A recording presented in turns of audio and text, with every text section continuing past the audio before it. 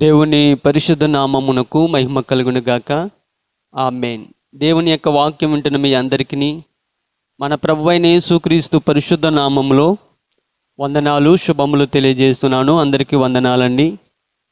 ఈరోజు దేవుని యొక్క వాక్యము చదువుకుందాము. మత్తయి సువార్త 15వ అధ్యాయము 2వ వచనం చదువుకుందాము. నీ శిష్యులు చేతులు కడుక్కొనకుండా భోజనం చేయుచున్నారే, వారెందు నిమిత్తము పెద్దల పారంపచార్యములను అతిక్రమించుచున్నారని అడిగిరి. పరిశుద్ధ వాక్యము దేవుడు దీవించునుగాక. ఆమేన్. ఈరోజు వాక్యాంశము, నువ్వు పితరుల పారంపచారములను అనుసరించుచున్నావా అనే అంశం ద్వారా దేవుడు నీతో మాట్లాడుతూ ఉన్నారు. మన వైపీ మినిస్ట్రీ అనే ఛానల్ని సబ్స్క్రైబ్ చేసుకోండి. ప్రతిరోజు పెట్టే వీడియోలు మీకు నోటిఫికేషన్ ద్వారా మీకు వస్తాయి. ప్రతిరోజు దేవుని యొక్క వాక్యాలు విని ఆశీర్వదించబడాలి, బలపరచబడాలని కోరుకుంటూ ఉన్నాను. ఈరోజు తండ్రి అయిన దేవుడు వాక్యము ద్వారా మనతో మాట్లాడుతూ ఉన్నారు. మనం విడిచిపెట్టవలసినవి ఏమిటి? పితర పారంపచారములను మనం విడిచిపెట్టాలి. అప్పుడు మాత్రమే మనకు క్షేమము కలుగుతుంది. ఏ మార్గము మనకు క్షేమం కలుగుతుందో ఆ మార్గమును మనము ఎన్నుకోవాలి. శ్రేష్టమైన మార్గము దేవుని యొక్క వాక్యం మాత్రమే. దేవుని వాక్యము నమ్మదగినది. కనుక ఈరోజు శిష్యులు అడుగుతున్నారు యేసుక్రీస్తు ప్రభువారిని. ఈ శిష్యులు ఏంటి, చేతులు కడుక్కోకుండా భోజనం చేస్తున్నారు?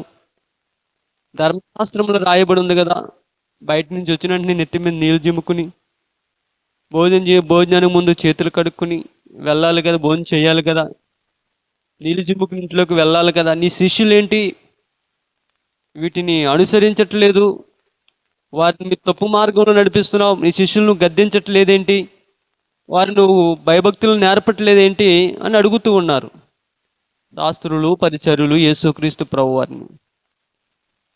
యేసుక్రీస్తు ప్రభువారిని ప్రశ్న అడిగితే ఆయనకు నువ్వు ఒక్క మాట కూడా తిరిగి సమాధానము చెప్పలేవు. ఆయన అడిగిన క్వశ్చన్లకు ఆయన దగ్గర ప్రతి మాటకి క్వశ్చన్ ఉంది, ప్రతి మాటకు ప్రభు దగ్గర సమాధానం ఉంది.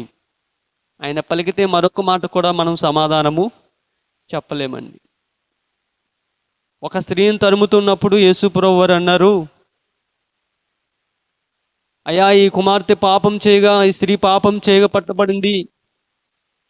మోషే ధర్మశాస్త్ర ప్రకారంగా రాళ్లతో కొట్టి చంపాలి, ఏం చేయమంటావు అన్నప్పుడు వారి పితరుల పారంపచారం పట్టుకుని ముందుకు సాగిపోతూ ఉన్నారు. యేసుక్రీస్తు ప్రభువారు అన్నారు, మీలో మొదట ఎవడు పాపం చేయలేదో వాడు మొదట రాడు వేయండి అంటే అక్కడ ఒక్కడు నిలవలేదు. అంటే వాళ్ళందరూ కూడా ఏదో పాపము వారి మీద నేరారోపణ చేస్తుంది కనుక వేయలేకపోయారు. ఇప్పుడు కూడా యేసు ప్రభువు వారి మీద అడుగుతున్నారు, సనుగుతూ ఉన్నారు, మీ శిష్యులేంటి చేతులు కడుక్కోకుండా భోజనం చేస్తున్నారు అనేసి. అప్పుడు యేసు ప్రభువు వారు ఒక మాట చెప్పారు, నోట్లో నుండి వచ్చింది మనిషిని అపవిత్రపరుస్తున్నాయి, కానీ లోపలికి వెళ్ళింది అది కడుపులోకి వెళ్ళి కడుపులోంచి బహిర్భూమిలోకి విడవబడుతుంది. ముందు మీరు నోటిని పరిశుద్ధపరచుకోండి, నోటిని కాపాడుకోండి అని దేవుడు చెప్పినప్పుడు వారు ఒక మాట కూడా పలకలేకపోయారు. దేవుని యొక్క వాక్య ప్రకారంగా ఇదిగో తల్లిదండ్రులను సన్మానించాలని చెప్తుందని నీ శిష్యులు తల్లిదండ్రులను బాధల్లోనూ ఇబ్బందులను విడిచివచ్చేస్తున్నారని కూడా ఇదేమిటి నీ పరిచర్య విధానం అన్నప్పుడు ధర్మశాస్త్రం రాయబడి ఉంది కదా తల్లిదండ్రులను సన్మానించాలని, నీ శిష్యులేంటి ఇలాగ చేస్తున్నారని యేసుక్రీస్తు ప్రభువారిని అడిగినప్పుడు యేసు ప్రభువారు, మీరు ధర్మశాస్త్రంలో చదవలేదా?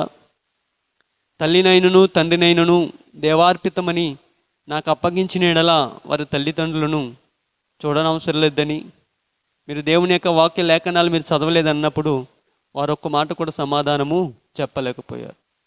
నిజంగా తల్లిదండ్రులను చూడాలి, కానీ తల్లిదండ్రులు అంటూ దేవుని పరిచర్య ప్రార్థన మానకూడదు. వారికి చేతనైన పని నువ్వు ఖాళీ ఉన్నప్పుడు చేయాలి. దేవుని పని మాత్రము నిర్లక్ష్య పెట్టగా వారిని దేవునికి అప్పగించుకుని మనం దేవుని పని చేయాలి. ఎందుకంటే సాతానుడు దేవుని పని ఆపడానికి నువ్వు ఎవరైతే ఇష్టమో వారికి బాధ కలిగిస్తాడు వెళ్ళే టయానికి. అప్పుడు నువ్వు ఆ పరిచర్యను సువార్తను ప్రకటించడానికి ఆగిపోతావు, వెళ్ళలేవు. అందుకే యేసుప్రభువు వారు ఈ మాట చెప్పారు. ఆ పరిస్థితుల్లో మనం దేవుని చిత్తానికి అప్పగించి మనం వెళ్ళిపోతే, లేదు మనం గుమ్మం దాటినట్టే వారు బాగుపడిపోతారు. నువ్వు వెళ్ళిపోతానికి నిశ్చయం చేసుకున్నావు కనుక సాతానికి అర్థమైపోతుంది. ఆపేదాం అనుకున్నాను కానీ వెళ్ళిపోవడానికి నిశ్చయించుకున్నాడు కనుక ఇంకెందుకు, విడిచి వెళ్ళిపోవాలని వెళ్ళిపోతాడు. ఎందుకంటే దేవుడు కూడా ఆజ్ఞ జారీ చేస్తాడు. ఇదిగో ఎంత సమస్య అయినా నా కుమారుడు నా పరిచర్యను సేవను ప్రకటించడానికి బయలుదేరాడు కనుక అర్జెంటుగా విడిచి వెళ్ళిపోండి. కానీ ఆ దురాత్మ, ఆ బలహీనపరిచే ఆత్మ విడిచి వెళ్ళిపోద్ది. దేవుడి మాట ఖచ్చితంగా వినాలి. యోబుతో కొంత మాత్రమే నువ్వు శోధించు, అతని ప్రాణాన్ని మాత్రం ఏమి చేయొద్దు, శరీరానికి ఏమైనా చెయ్యి అని దేవుడు మాత్రమే ఆజ్ఞాపించారు. అంతవరకే చేసింది. కానీ అపవాది అంతకు ముంచి ఏమీ చేయలేడు. అపవాది ఏమీ నేను చేయలేడు. కనుక నువ్వు భయపడొద్దు పితర పారంపర్యారములను. అది చేయకపోతే ఏమవుతుంది, వెనక్కి వెళ్తే ఏమవుతుంది, ముందుకెళ్తే ఏమవుతుంది అని ఏ విషయంలో భయపడొద్దు. ధైర్యం కలిగి ఉండండి. దేవుని వాక్యం మీద ఆధారపడండి, ఆనుకోనండి. ప్రభు వాక్యం చదవండి. మీ జీవితాల్లో దేవుడు పితర పారంపమైన ఆ ఆచారాల నుండి దేవుడు మిమ్మల్ని తప్పించి శ్రేష్టమైన మార్గంలో నడిపిస్తారు. అట్టి కృప దేవుడు మీకు అందరికీ తోడై నడిపించునుగాక. ఆమేన్. కృప కలిగిన మా తండ్రి, చెప్పబడిన వాక్యాన్ని మీరు దీవించండి. అనేకులు పితర పారంపర్యారమైన ఆచారాలకు లోబడి భయపడుతున్నారు.